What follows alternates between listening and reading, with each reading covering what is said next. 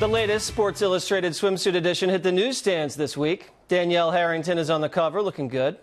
But a Twitter fight broke out over one of the photos. Here's gymnast Aly Raisman with "Me Too" phrases all over her naked body. Britt McHenry asks this: why does a woman have to pose nude to feel empowered? Isn't it more empowering to keep your clothes on, go into an office or classroom like everybody else, and excel? Swimsuit desperately wanting to compete with IG models, Instagram models, with gimmicks. Now, Paige Spurard, a pro golfer and one of the women in the issue, here she is, took offense to her comments, writing, "Different women feel empowered in different ways, and it's not right to tell someone what they can and cannot do. It's more about the person you are and not the clothes you decide or not decide to wear. My body, my choice." Now, that went on for a while, and Britt joins me now along with former NFL cheerleader and attorney Emily Compagno. And Britt, Paige hits you back with another tweet at the very end and says, "Thanks, I will," and just flashing a lot of skin over here, throwing it right back in your face. Yeah. There it is. So what's the problem you have? Are you guys cool now or not? Mildly. Well, Jesse, it's funny. I actually got a lot of tweets from gentlemen on that site saying, "Britt, you got more nudes than we did Valentine's Day week." My whole thing, I didn't even know Paige was in the magazine. She's a former golfer. She's a beautiful woman, and I told her that. And every woman watching this, I can acknowledge you have the right to feel sexy, dress the way you want, and if you want to take all your clothes off, that's your prerogative.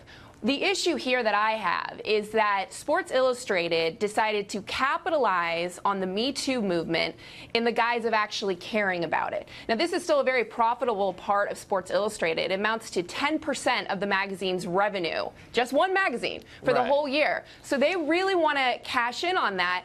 And for me, Aly Raisman, the gymnast who stood in front of the pervert Larry Nassar, stood up for women, strong, empowered, dressed professionally. That did more for women's rights than getting naked. And she didn't have to get naked to do it. So that was my point. So and if we want to be taken seriously. You're seeing a problem with using the Me Too movement as a way to discuss sexual boundaries and women's empowerment, when you combine that with taking off all your clothes. Now, Emily, do you see a problem with, getting completely naked or just stripping down to a bikini in order to sell the Me Too movement, or in order to just, feel empowered as a woman?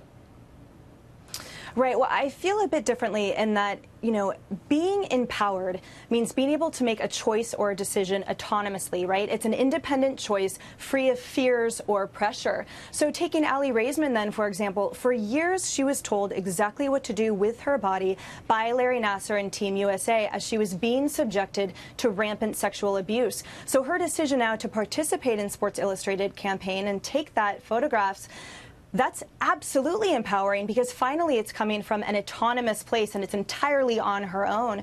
Now, as you stated earlier, I was an NFL cheerleader for many years, right? I was captain, toured around the world, visited the troops in Kuwait and Iraq. All the while, I was a practicing attorney. And my swimsuit photographs, they graced the cover of our calendar, swimsuit, Sports Illustrated online, Maxim.com. I was the center, all of this stuff.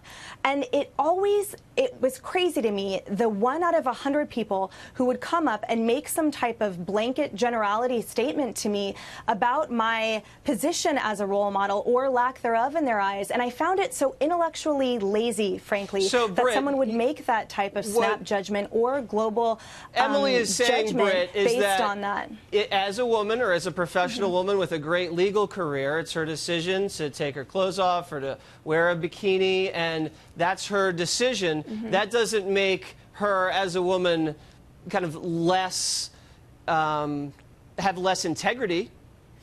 I think we philosophically disagree then, because, personally, I've made an effort to not have anything depicted in a bikini or such overtly sexual photos on my social media pages, because I know that I have to go into the workplace the next day. And if I want to be taken seriously, just as a man would want to be taken seriously, I could say this about men. If, Chris Hemsworth, the actor that's very good looking for Thor, if he's naked with words on his pelvic bone, I'm not going to be thinking about equality. It's a visual means, and I'm going to say, hey, it looks great. That's why I don't like to put a lot of pictures of me in a bathing suit on social media, because I just think it takes away from my intellect, and I really want people to respect that. Now, Emily, do you see what Britt is saying here, is that you want to be able to walk into a courtroom as an attorney and not have naked photos in your past floating around where people on the other side, a defense attorney or a prosecutor, might, with a little wink and a nod and take you less seriously and maybe joke, and that diminishes your credibility? Do you see that point?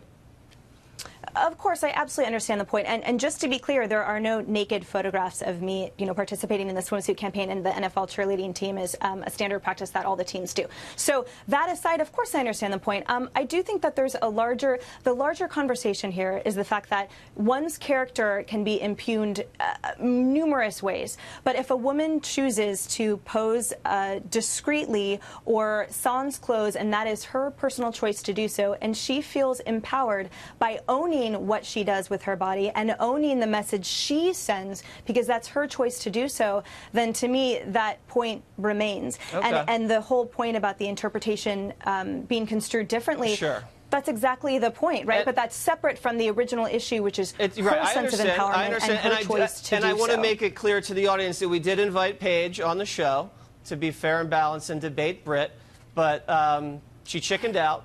No, I'm just kidding. She didn't. She just said she didn't want to do it. I don't know why, but I just wanted to make sure everybody knows. Guys, I got to run. Okay. But thank you very much.